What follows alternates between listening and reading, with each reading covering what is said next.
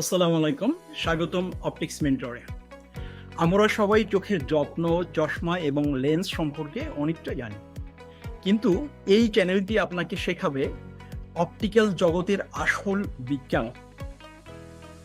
এখানে আপনি জানবেন কিভাবে সঠিক ফ্রেম এবং সঠিক লেন্স নির্বাচন করতে হয়, কিভাবে চোখের সুরক্ষা আপনি নিজেই করতে পারবেন এবং কিভাবে নতুন অপটিক্যাল টেকনোলজির মাধ্যমে আপনার দৃষ্টিকে উন্নত করা যায়।